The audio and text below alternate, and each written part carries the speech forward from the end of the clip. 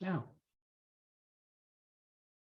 Good evening, Music Multiverse listeners. This is Beyond Your Radio, and we're back for another Panelist Favorite Show. Tonight, it's Male Solo Albums Part 2, just like we did the ladies a couple of weeks ago. Obviously, during this summertime, it's panelists are a little hard to come by, but we still have our favorites, Jeff Johnson from Hawaii, Chef Jeff, and Sue Kuligowski from just upstairs. So good evening, panelists. I'm ready. Are you ready? Aloha, and I'm always ready.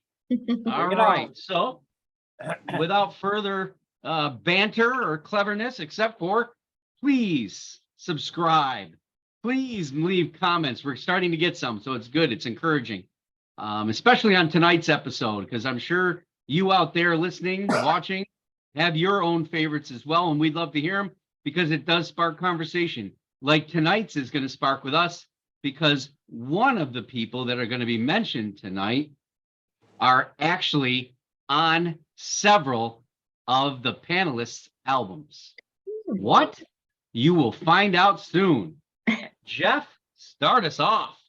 Okay, well, my first pick is an oldie but a goodie, and unfortunately, the gentleman has passed away by a good 10 years now. I'm talking about Jerry Garcia, famous for the Grateful Dead, but he also had a fairly long solo career. But he only did 4 albums, just him. Usually he was with Grissom or the Dead or members of the Dead, but he only had 4 albums that he truly was by himself. This album that I'm speaking about is Run for the Roses, 1982. It was his last album that he did solo. He never did another solo after that. I love the album. I've always loved the album. I started listening to it. I actually saw him in concert doing this album, or most of the album. It is very typical Jerry Garcia. A lot of bluegrass, a lot of country influence and stuff. Most of the songs were written by Garcia and Robert Hunter, who's basically his claim to fame is he's done most of the lyrics for most of the famous Dead songs. He's got, it's just heavy picking. It's just heavy picking. A lot of banjo influence, a lot of lead guitar influence. Jerry at that time was, especially in the 80s and stuff, he was still speedballing a lot. So he had definitely that gravelly voice that he's pretty much known to be. The best song on that is I lost my notes. I hate when I do that. Yeah. I'm sorry about that, folks. No, it's all right. Yeah. Let's who would normally open for him? Like, if you remember. No? The Dead were not, especially singly. No, but I mean him as a solo artist. Would there be an opening act? Absolutely not. Really? Okay. Oh, this is very, very. I mean, the Dead. The first lot of years with the Dead, they had no opening acts, and then Charlie Daniels and other people opened for him. Santana opened for him, but the Dead, both Weir and Phil Lesh and Bob and Jerry, when they did solo, that was it. That's because that's what people came for. You'd go to a Jerry Garcia concert or a Bob Weir concert. They're there to see that. They're not coming to see. Have they had opening acts? Yes, but I have never seen Jerry or Bob Weir with an opening act. No. So that's just that's just the way it was, mainly because of the crowd. Not everybody's going to say, "Hey, Friday night, let's go to a Dead concert. Most people that went to Dead concerts were devotees of some type or conned into it by their friends and stuff. But, yeah. Anyway, right. Mark, that's my number 5 for the night. Your turn. Sue. So my first one is Jeff, if you've heard of him, I doubt it. Well, maybe. We'll see. But it's Daniel Powter, Powter. And the name of the album was Daniel Powter. It came out in, I think, 2005. And the first time I heard it, we were actually, I believe, Mark, in Paris. Yes. I think it was a video. I think there was a video on TV.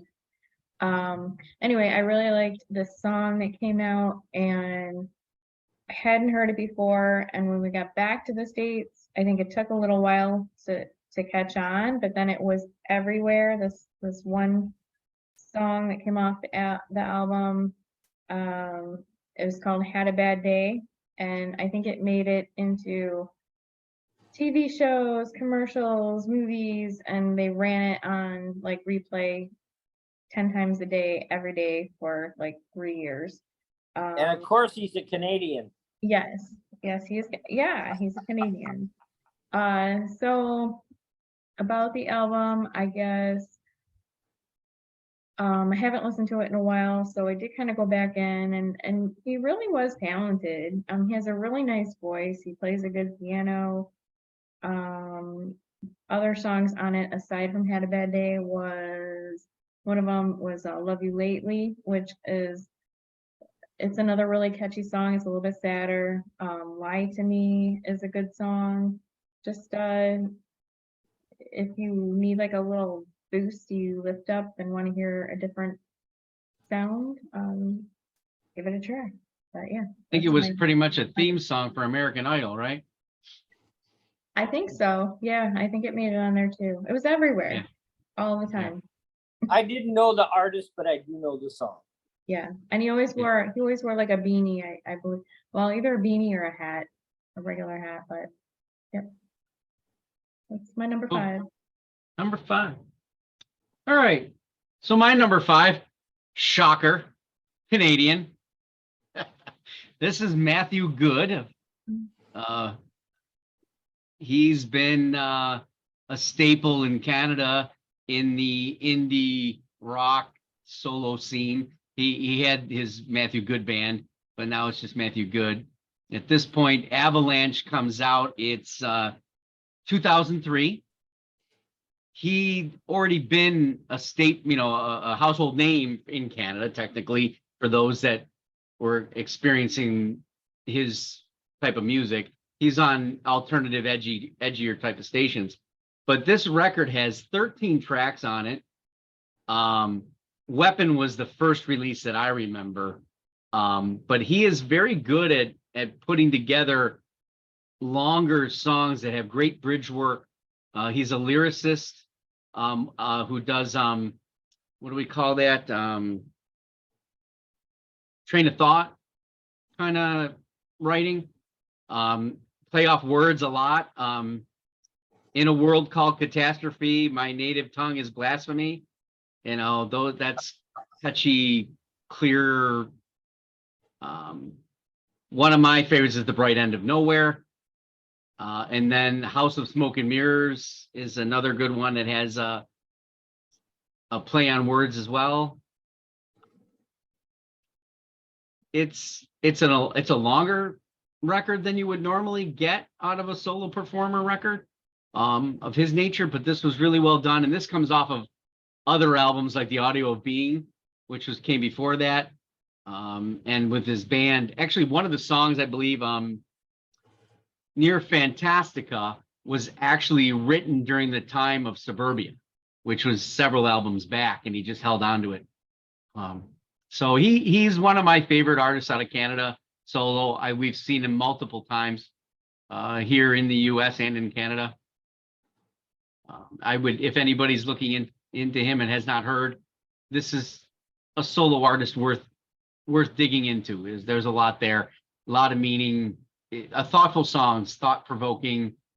You know, yes, on the liberal side of things, obviously, but still really well produced and put together. He's a little tough on himself too.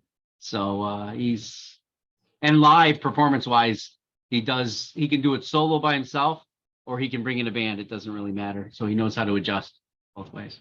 So my first one is 2003's Avalanche. Back to you, Jeff.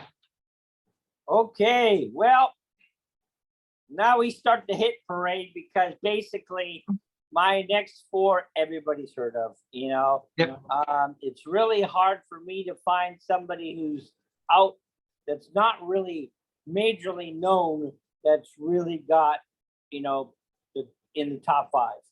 So my next one, everybody knows the name. He is probably one of the most famous male musicians there are, and he's never had a band that was ever known by a name or anything like that. And we're talking about Sir Elton John. And the band, and the my opinion of all the albums he's done, and he's done tons of albums, Goodbye Yellow Brick Road is the best. There's nothing better. There's just nothing better. I mean, the songs he did with it, like, you know, he starts off with Funeral for a Friend, which is just a great partial instrumental song. Then he goes to Candle in the Wind, Benny and the Jets. You know, there's so many good songs on this album. It's ridiculous. Yeah, There was some radio station I listened to years ago that called this the best song, the best album ever made. No, I don't know if that may be pushing it a little bit, but there's nothing bad you can say about Elton. I mean, the man is extremely talented. He's one of the best songwriters ever. And no matter what type of music you're into, whether you're in rock or glam or country, Elton John probably has a song that you like. Yeah. He has a very interesting story. If anybody ever wants to catch something, I think Elvis Costello had a show, and I can't think of the name of the show. He interviewed Elton John on two occasions. I watched. Yeah. The same, yep. Yeah. You know, this is that point where some genius, who knows who it was, would love to know who the exact person was, that said he was writing songs for people. You know what I mean? But don't put him in front of the camera. Oh God, no, whatever, right? So the singer-songwriters, they wrote the stuff, and you know, Elvis sang it, or whoever the hell else sang it, right? Now, all of a sudden, the singer-songwriter gets in front, right? And then that's all of a sudden it opened up the whole shooting match, right? Do you know what stage it was where he really became famous? No. The Troubadour. The Troubadour? Yeah, he was in England. He was mostly doing writing and stuff like that. And he got a U.S. tour, and he went nuts on stage at the Troubadour, and that's where he got his major push. Yeah. Well, I remember he was a record runner too. He used to bring the records to the Absolutely. Yeah, so it's pretty cool. He has a good story, told a lot of things, and it was nice to hear about. He talked about older musicians that he used to see in the clubs and how much more talented they really were than what people knew, right? So it was great. If you can look that up, it's fantastic to listen to. And I think Elvis Costello gets interviewed by Elton later, because he's married to Diana Krall, and there's a whole thing on that. Which is excellent. One of my famous female singers of all time. So. Oh yeah. All right. Well, excellent choice. That's a flawless record. Flawless. Yeah, flawless.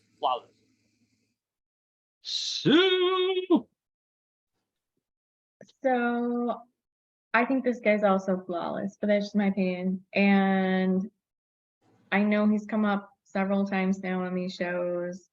I know Deb has conjured him, I think at least in one of the times she's been on, but I went with Robert Plant, Now and Zen, 1980. Excellent album. Excellent Right? album. Yeah, Oh, I agree. fabulous. Yep. I agree. It was his fourth solo album. I love the lyrics. I love his vocals. I love the tone. I love everything about it. I want to say maybe it was one of the last shows that I was on. People were debating like, Robert Plant with Led Zeppelin versus Robert Plant solo. What was better and did he like sell out and all that stuff? But I just think it was excellent. It was obviously came out in the 80s, so it did have a little bit of the pop sound interwoven in, I think, but not too much. It was guitar blues. It was synth driven, it was poppy. Probably one of the songs I think was radio friendly for like, 102.5. I don't even know what it would have been, but would have been Tall Cool One, which I liked. It's probably not everybody's favorite, but it was a good song. Ship of Fools. Heaven Knows is like one of those big sounding songs that was perfect for the 80s. So I just love the character and his voice as always, and he carries the lyrics through every song, and it's definitely, I think it's probably my favorite solo album by him. I think it's hard though. He's got a few. It would be a cool show to do a ranking of the albums of Robert Plant, because I think it's a difficult task. Now and Zen, it's a complete departure from Shaken and Stirred, which I think was the prior record, and then even more that Principle of Moments. Mhm. So yeah, it's a great record. The man is so talented. I mean, even that now I can't remember the name now. Raising Sand. Yeah, and that was just an amazing album. And it wasn't who we think of when we think of Plant. Mhm. It was really, really an interesting album. Yeah, Wow. he's come up now. That's the third time on this show, on this channel, we'll call it, if you're on your radio. He was Deb's number one for, and that was Principle of Moments for Mhm. male solo album. It was also her pick to give to Jeff, and now Sue's number 4. So yeah, he would be in my honorable mentions galore.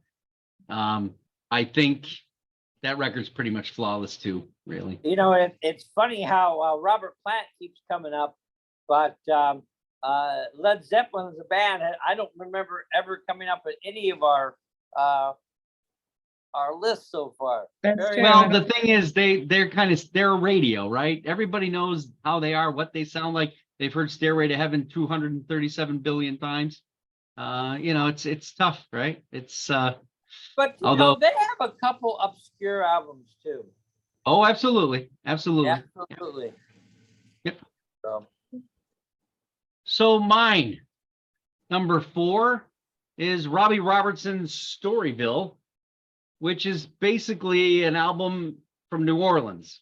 His feeling of love this freaking album. I've been in love with Robbie Robinson for a long time. I could have picked his prior album, which was done by Daniel Lanois, but I've been on a Daniel Lanois soapbox for too long. And speaking of soapbox, there's actually a song on here called Soapbox Preacher, which features Neil Young. So not only is Robbie Robertson got Neil Young, he's got all the Neville brothers on this record. We're doing harmonies and vocals and organ. One of the songs is written by Bruce Hornsby, who's going to come up again and again in this episode. I can tell you that. This is a flawless record from start to finish. It's only 10 tracks. There were 2 bonus tracks because of something Robertson did for a soundtrack. And Storyville, which is the actual name of the record, is actually a song on that bonus track. It's only a minute and 10 seconds long.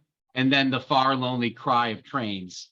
So if you have the bonus disc, I don't have it. I've never had it, so I've actually never heard that song that I'm aware of.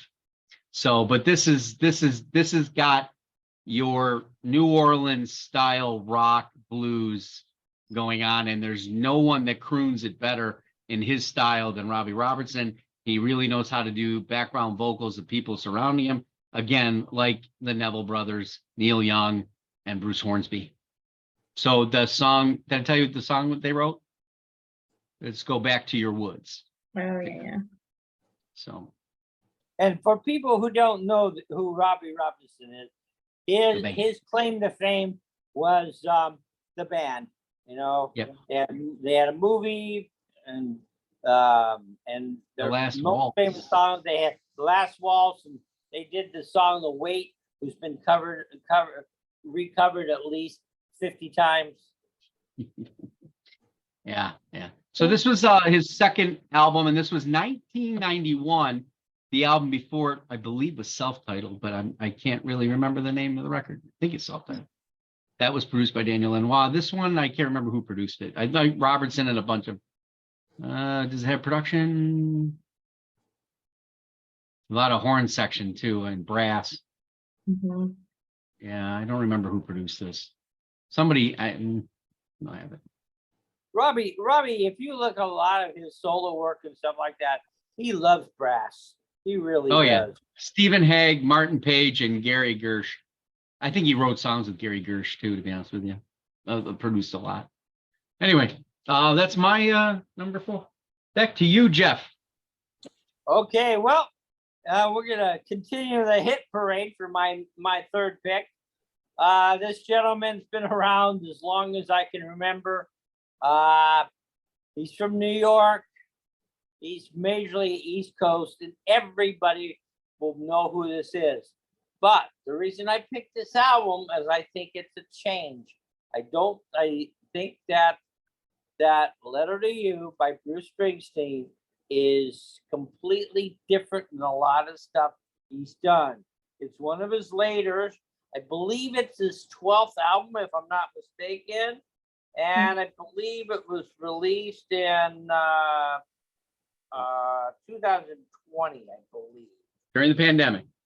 Yep. And it's a fabulous album. It's not Bruce as that most people remember. Is it rocky? Yeah. But it's not as edgy as a lot of his earlier works. I think Bruce found a different passion here. This album was all done in his home studio. And he had a lot of, even though they don't announce everybody, he had a lot of guest musicians on this thing. But I mean, the writing on this is spectacular. You got Letter to You, which a lot of people will remember because it did get some airtime on the radios and stuff.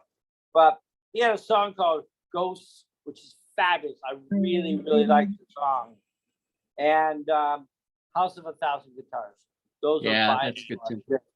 They're just fabulous. I really liked it. If I had to pick, and I've heard every album that Bruce did, but this happens to be my favorite because it's different. Do I like his other albums? Absolutely. He's another one where you put up with the Eltons and stuff. He is a superstar. Yeah.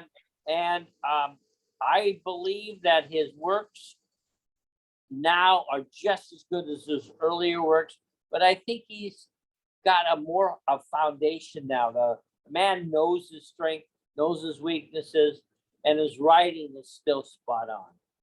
So he's got a wider palette now. I think much wider. As was, follow us on Facebook and Twitter, because today's album for today was Letter to You. We were listening to it. It was my first time listening to this record because when I saw it, I had it on my list. And like I state, I try to listen to everything, but it's impossible. It just got lost. I usually enjoy Springsteen records, but there were a couple of missteps. I know there's a country record I didn't kind of get. I understood it. It's well done, but it just didn't appeal to me. And when I saw this record, I thought it was just him. And as you and I talked today, I think this is the E Street Band subdued. Right. The lyrics are just as powerful of any other things that he's done, but the band is more subdued, and the lyrics he doesn't have to deliver them like vocally over the top because he's not having to sing over the band. So I think it's a great record. For you out there in radio land that don't know this, but Mark W. doesn't like country. It's just not his thing. So No. I will say, just because who knows what people, Springsteen's from New Jersey, not New York. So I don't want anybody from New Jersey upset. You're right about that, but I don't know, New Jersey and New York, you know. That's all New Same Jersey thing. is the overflow of New York. It's the overflow of New York. He was probably born in New York and they shipped him over in New Jersey. Yeah, you can go from New York to New Jersey without knowing it. So, yeah. It's like border crossings. It's like border crossings in Texas. Cross the bridge and you're there. Yeah, exactly. Or the train. Cross the bridge or under the tunnel. Your choice. You got it. So, Mark, back to you, buddy. Sue, show us the light. So, yes, I picked Jeff Healey, See the Light.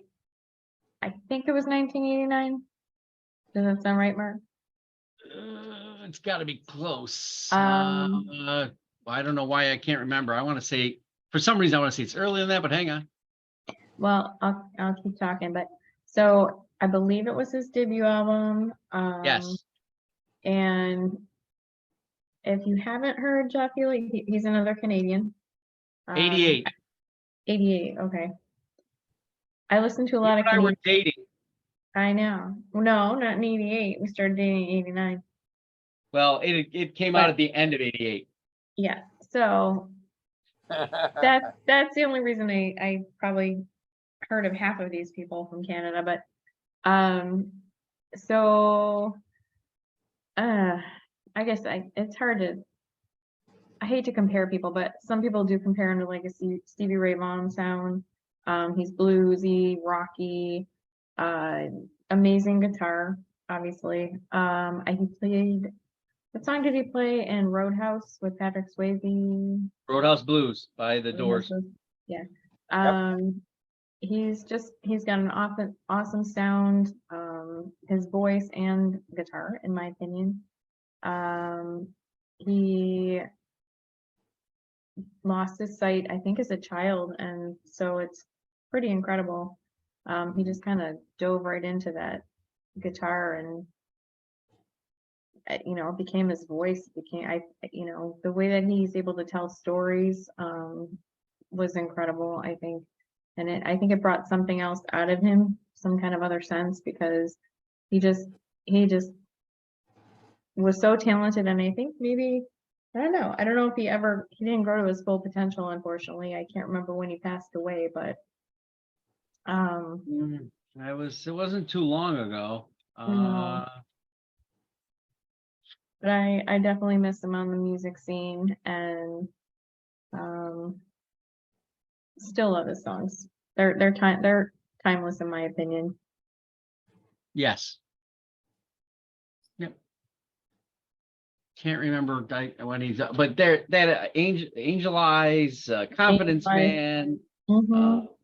Yeah, tons of great stuff. Is it a flawless record? It might be. It's hard to say. River of No Return is great. What makes a flaw? Just so I know. And a song that isn't placed right, doesn't meet the criteria of the production of the album. A song that's just forgettable that you want to go past. There's multiple albums like that where you're just like, you can hear the first three songs and then you tap out for three and back in for two. Also, timeless helps, right? It does, because you go back to an album, God, that sounds not right. But yeah, great pick. Fortunate for us, we did get to see him, so that was good. So my number 3 is Paul Simon's Rhythm of the Saints. Now, when you think of Paul Simon, you probably think of other records like Graceland. That would be your number 1. for me, this is a guy who took something to a level that no one has ever done. The percussion of this record, the pure manifesto of everything going on, the total amount of sounds. I can't even imagine how many people are on this record, from singers to bongos to tom-toms to this is a vision that works. The songs are worldly, even though they're simple stories about life and the pursuit of life and the hardships, yet to this ridiculously positive, upbeat delivery, right? Yet if you listen, the songs are kind of on a scale of sad to some degree, right? It still remains prominent in my listening every year. It comes up multiple times. And a little bit later, as a matter of fact, tomorrow we'll be posting Chef Jeff's music bites to this particular record, because he asked me, what record do you want me to do an album or a music bites to? And I said Rhythm of the Saints, and he just said, oh, awesome. You know, that's I think Chef Jeff likes the record as well. No, I love the record. Yeah, this is 1990s. I love Paul Simon. And the reason he's not on my list is I knew what your list was. Yeah. So here's kind of one of the things, though. Here is that realization of something that, like, he did Graceland and he did this, right?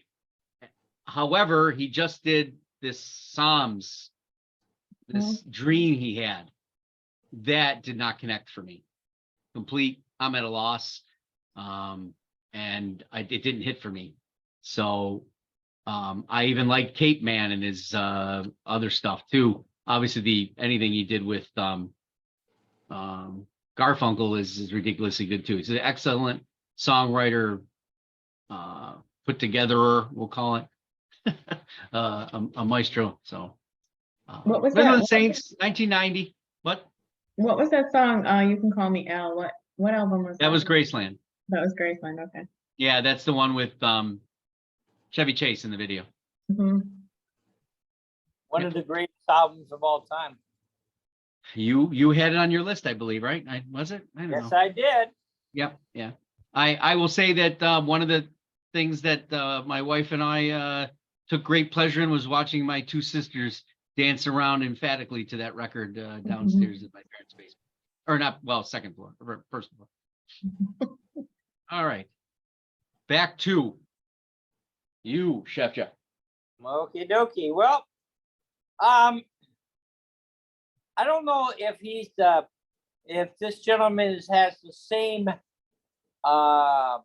notoriety as my last three, but he is known in some circles. The man is fabulous. I am talking about David Bowie, and of all his albums, and he's done quite a few, and I've heard all of them. His first album was my favorite, Space Oddity, 1969. And he wrote Space Oddity. It was one of his first written attempts. And the producer, which I cannot remember his name right now, I will. Oh, yeah. Tony Viscotti was upset with himself because he was a novice producer at the time, and he really thought he screwed up.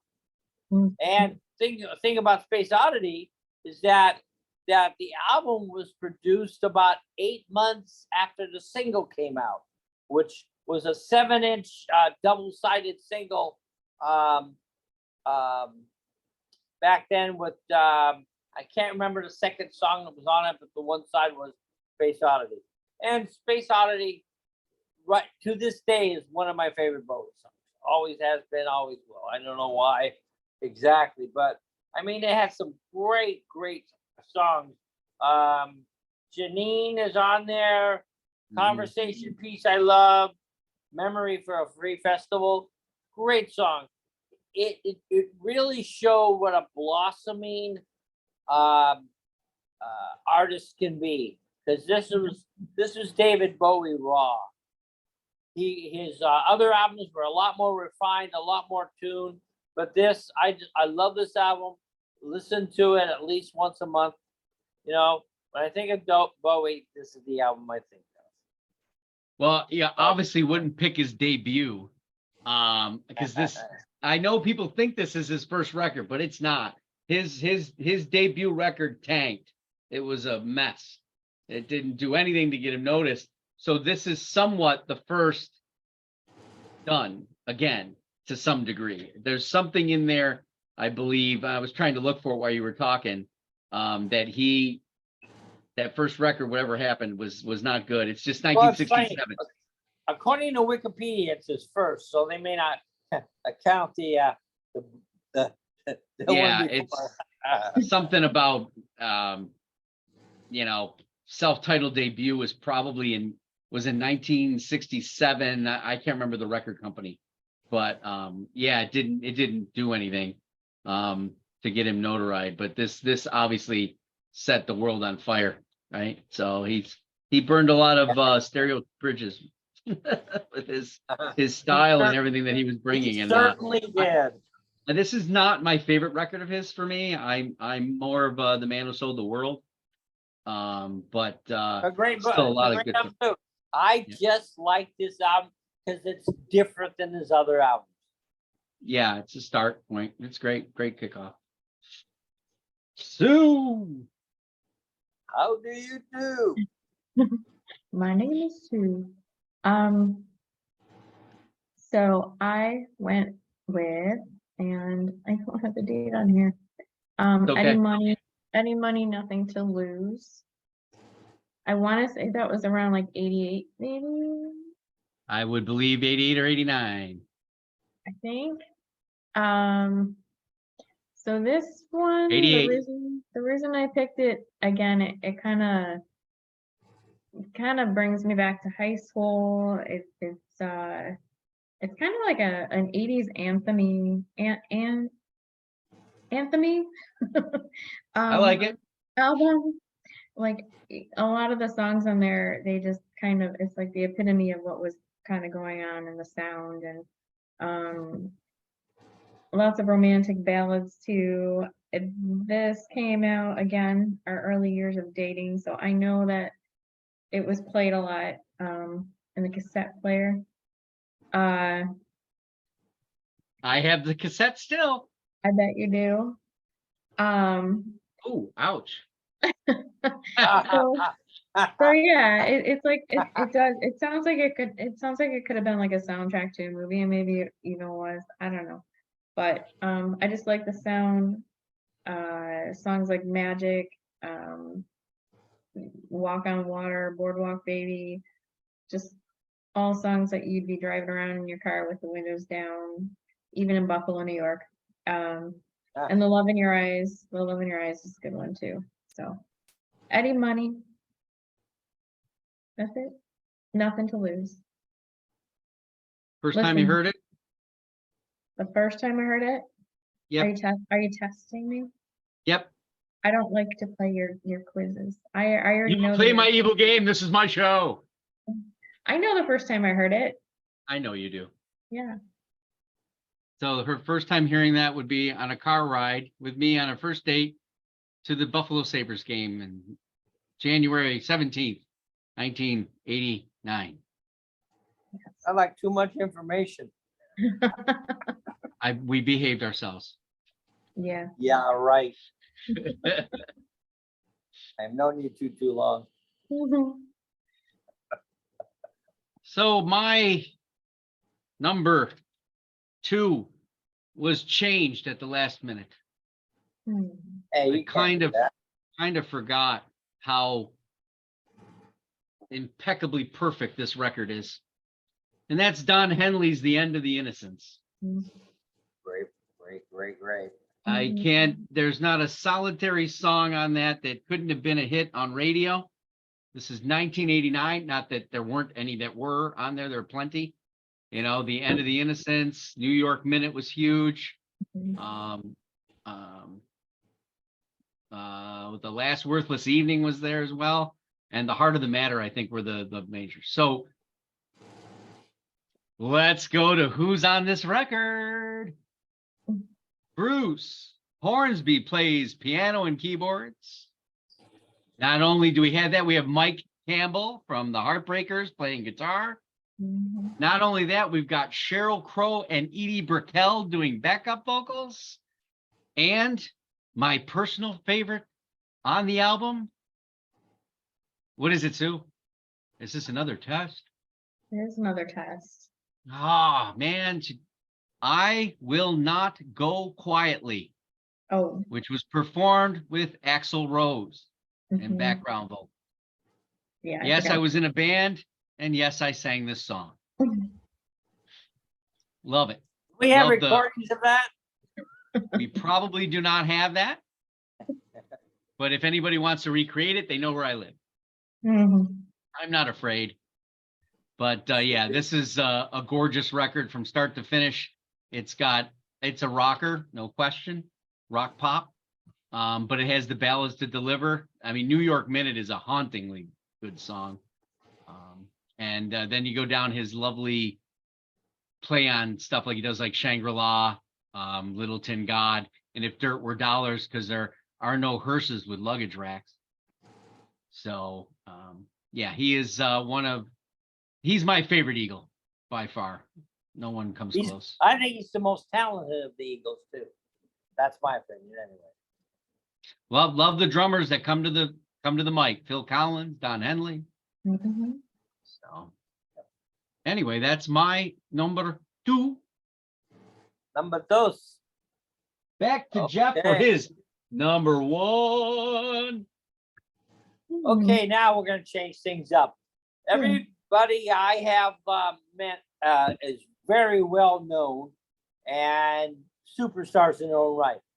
This last guy, I believe, is a superstar, but he does not have the notoriety unless you are seriously in the blues and stuff like that. You don't know who he is. Okay, the man to me is phenomenal and one of the best people, if not the best person to ever play a blues guitar.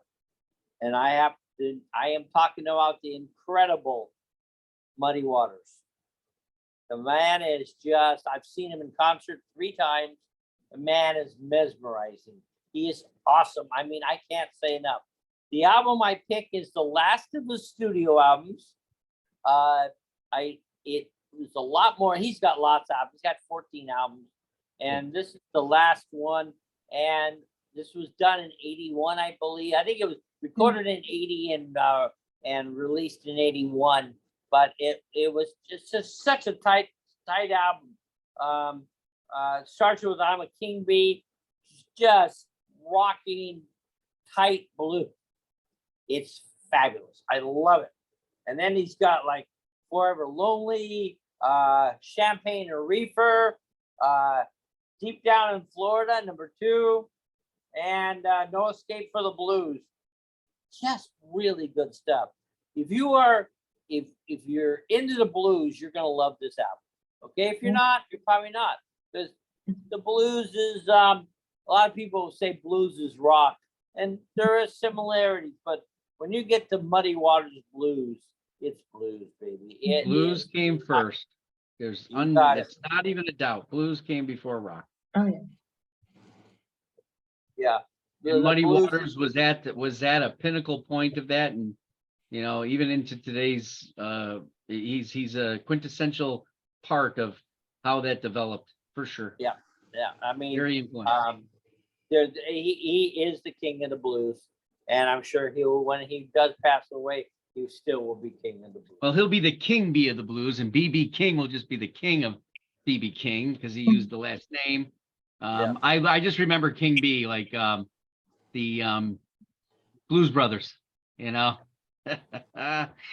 Doing their stint on Saturday Night Live. Well, B.B. King is wonderful, and but I don't think he really represents the blues as much as Muddy. Oh, no question. So no, Muddy Waters. There'd be a couple people that would, be in contention for that throne. but he would probably be at the top. Okay, and then I know we have honorable mention. I'm going to throw mine out right now because Okay. I don't have any particular albums, but people that I believe should be on this list, okay, are people like oh my God, I just Chuck Berry. He should Oh, yes, definitely yeah. be on. He should. He's had so many great albums. Chuck Berry, Garfunkel. You know, you talked about that, but Garfunkel was an incredible musician. He really was. And then two more, James Taylor. He should be got great albums, and one of my personal favorites that I'm sure Mark's gonna laugh at me, but I find their albums fabulous, and that's Meatloaf. Oh, Meatloaf, yeah. Meatloaf was True. on a discussion, no question. He was an entertainer. Yep. The whole thing. He was also a very good writer. Yeah. He wrote a lot of stuff. On that note, it'll be, when mine comes up, somewhat of a same naming issue. Sue. Oh my God. Huh? What? Who's this?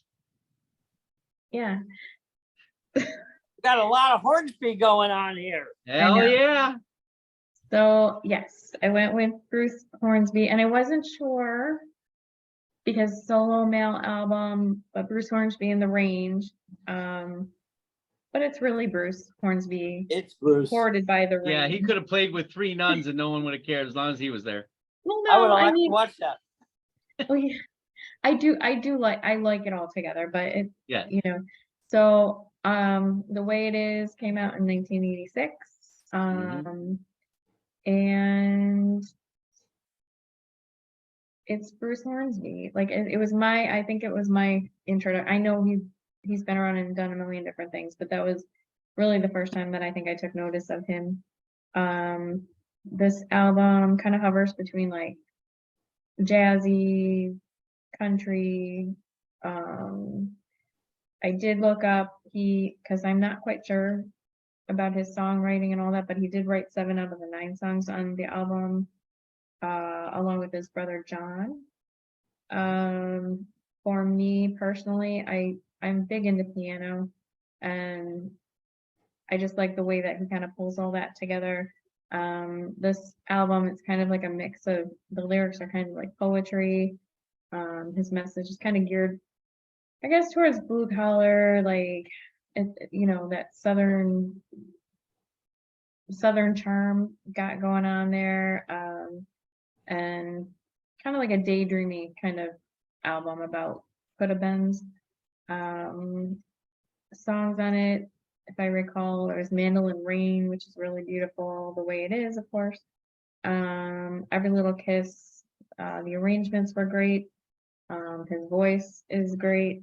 I almost, I guess maybe not, but I almost feel like he could have been like Dave Matthews' dad.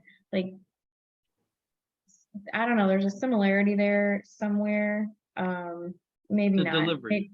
Maybe. I just kind of, when Dave Matthews came out, I'm like, oh, okay. But anyway, he's creative, the piano, the lyrics. I think I listened to it a million times in high school, and it's still a favorite of mine. So that's my number 1. Okay. Hey, Mark. Sue, any honorable mentions? Honestly, who did I have? I did have somebody. Well, I was thinking about Paul Simon, to be honest with you. And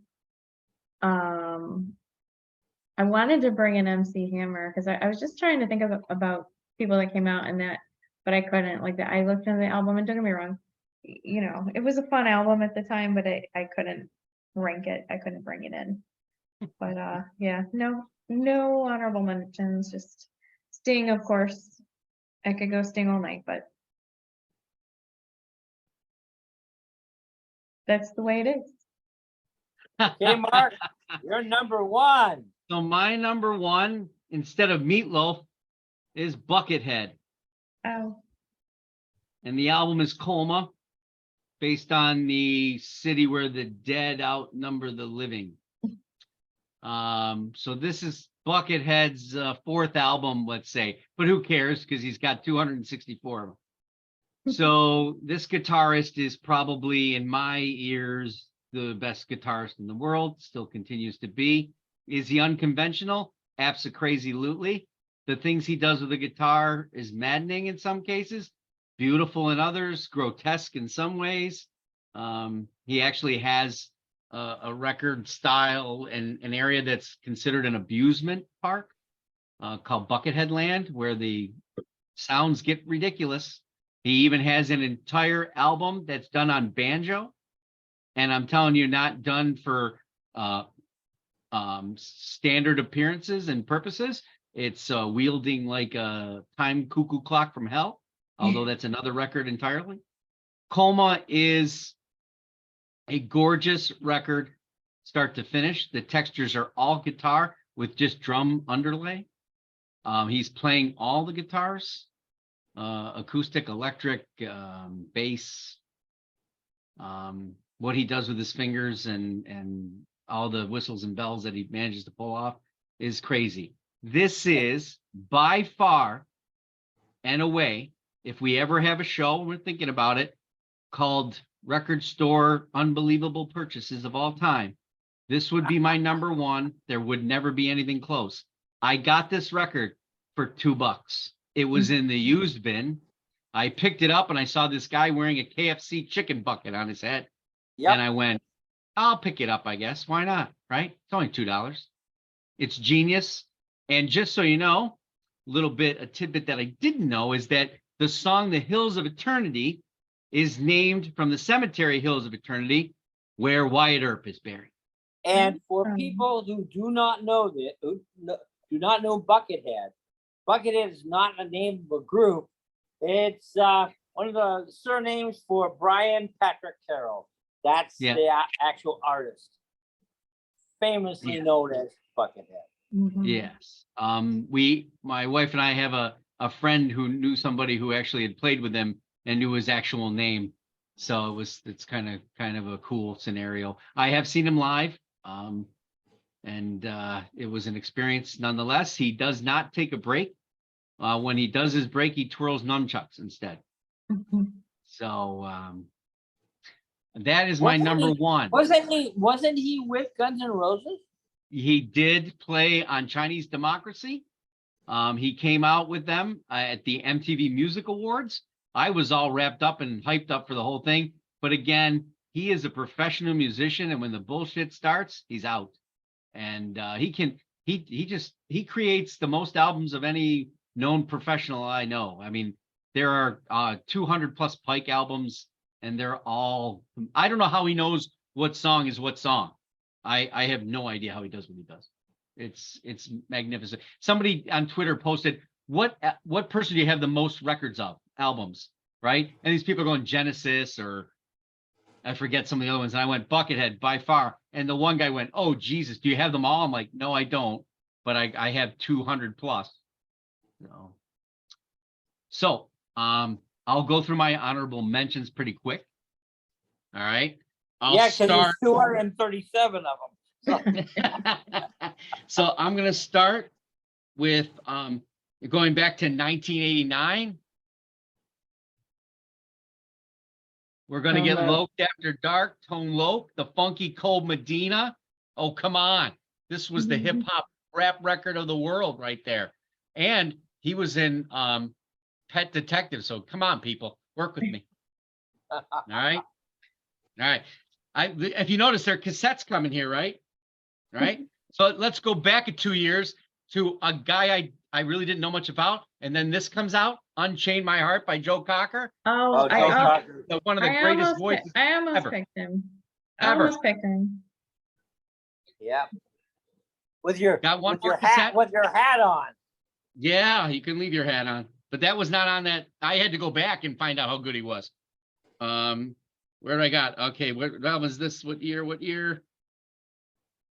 It's got to be around there at the same time. Whatever. This is Corey Hart, Oh, Young yeah. Man Running. Yep. Now, Corey Hart, Sunglasses at Night. This Mhm. record is by far his best. No question. This doesn't have any pop garbage on it. This has got all well written, well thought out, well composed stuff.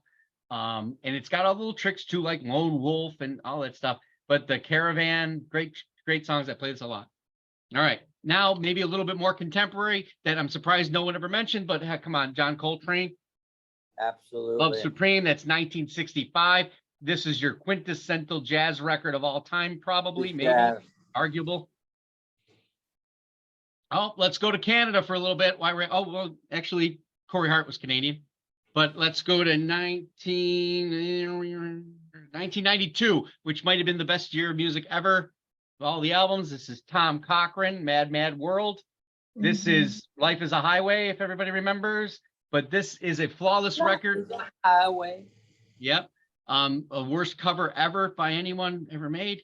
Life is a Highway, Mad Mad World, Brave and Crazy. The song, this album ends on All the King's Men, which is a hauntingly beautiful track, well thought of. And Tom Cochrane might have the best male vocal in all of Canada for rock. I'm going to go really far back. I want to say it's 82, but hang on. Nope, 84. 1984. Gowan. Oh, yeah. Strange Animal. Lawrence Gowan, who's now the lead singer of Styx. This has obviously the title track with You're a Strange Animal, but the number 9 song is my favorite song ever in music.